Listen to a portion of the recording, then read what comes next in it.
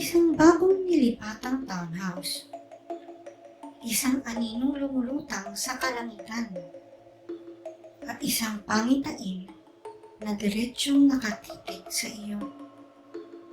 Ito ang kwentong pinamagatang Midnight Snack.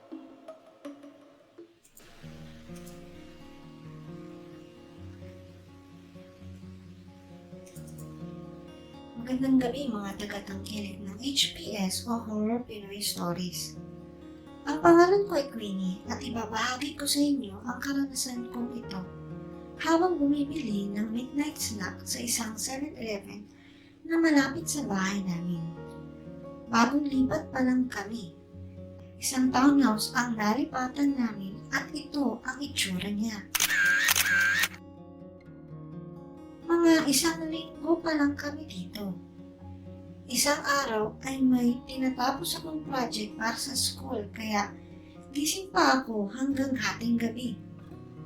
Wala ang mga magulang ko noon dahil pinuntahan nila ang na-emergency kong pinsan na isang young professional. Kami lang nagkasama namin sa bahay na si Ate Paula ang naiwan. Hating gabi na noon at medyo nagutom na ako sa paggawa ng project. Kaso walang naiwan sa bahay na gusto kong pagkain. Nakikrave ako noon ng siopaw kaya nagpasya akong lumabas para bumili ng pagkain sa may 7-Eleven sa may entrance ng subdivision namin. Nung nandoon na ako ay nakita ko ang staff sa labas na may dalang kandila. Nagtirik siya sa gilid sa labas ng 7-Eleven. Napansin ko din ang daladala niyang pagkain na nakalagay sa isang paper plate at nilagay niya iyon sa tabi ng kandila. Nawirduhan ako sa pangyayari. Naramdaman ko ulit ang gutom kaya dumiretso na ako pagpasok sa loob ng 7-Eleven para bumili. Nakakuha na ako ng siopaw at magbayad kaso wala pa ang cashier sa loob kaya naghintay lang ako sa counter para magbayad.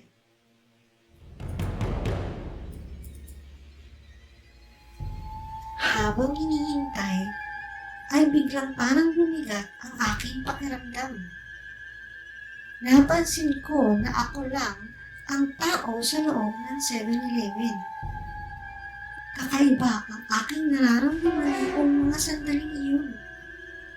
Tumingin ako sa labas nang may napansin ako.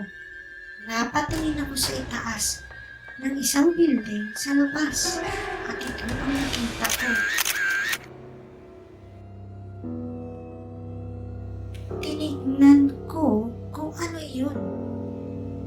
Isang anino o tela na parang lumulutang sa itaas ng building.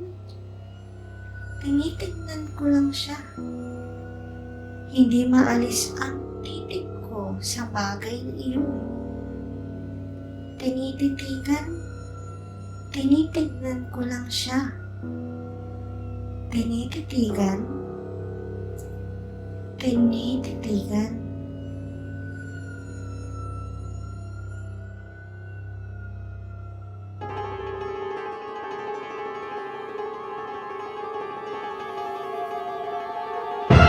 Yan lang po ba ang bibilhin mo? Halos napatalon ako sa gulat dahil sa tanong sa akin ng staff. Oo. Napalingon ulit ako sa taas ng building at napansin ko na wala na doon ang nakita kong lumulutang kanina. Naisip ko na baka guni-guni ko lang yun.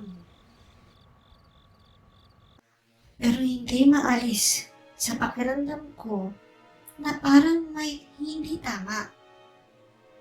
Naalala ko yung ginawa kanina ng staff at tinanong ko kung ano yung ginawa niya. Ayun ba? Inutos lang sa amin ng boss namin yun.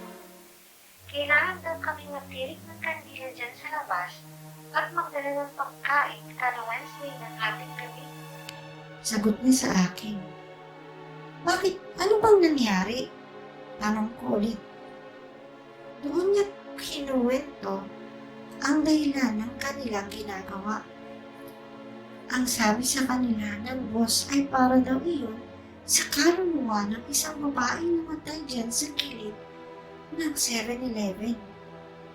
Napaparamdam daw ito lalo na tuwing Wednesday ng hating gabi.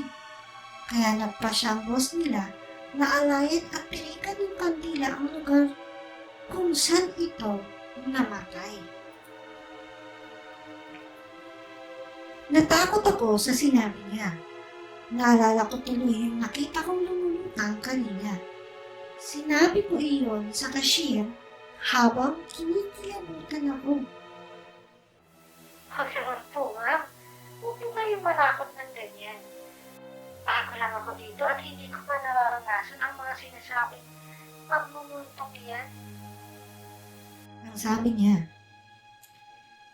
ginagawa ko lang yung inutos sa akin ng boss ko para di mapagalitan. Dagdag pa niya. Ganun ba? Sige, bayaran ko na lang itong binili ko. Binayaran ko ang siopaw at inabot ko ang aking mga bariyang sukli. Saka lumabas ako para umuwi. Inisip ko na baka dahil lang pagod ako at guni-guni lang ang mga nakita ko kanina. Habang naglalakad ako pauwi sa bahay ay biglang lumamig ang hangin. Niyakap ko ang aking katawan dahil sa lamig. Napalingon ako sa paligid. Wala naman akong nakitang ibang tao at ako lang mag-isa sa kalsada. Naglalakad.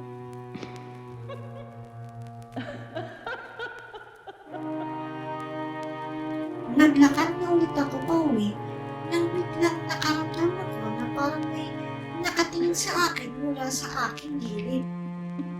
Lumingon ako at napatingin ako sa bintana ng isa sa mga bahay sa gilid ng kalsada. Ito ang nakita ko. May babaeng tumudungaw sa bintana na nakatitig sa akin. Alam kong malinaw naman ang mga mata ko, pero hindi ko maanilag ang mukha ng babae. Para bang wala siyang mukha. Kinilabutan ulit ako at mas napabilis na ang paglakad ko pauwi ng bahay. Kakaiba na talaga ang pakiramdam ko noong nakauwi ako. Ang bigat sa dibdib.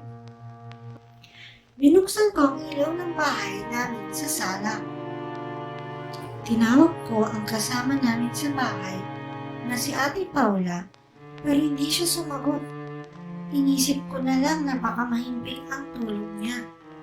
Kinuha ko ang wallet ko at aksidenteng nahulog ang mga sukling barya mula sa nabili ko kanina.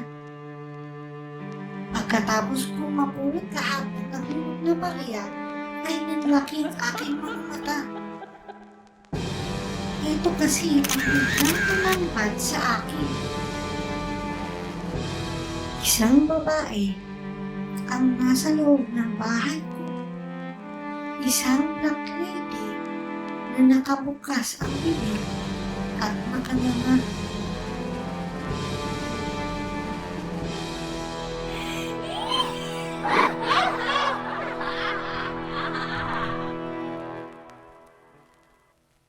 Kamusta? At doon nagtatapos ang fiksyonal na kwentong ito. Kung gusto niyo pa ng iba pang mga nakakatakot na video, ay pakiclick lang ang kasunod na video na ito.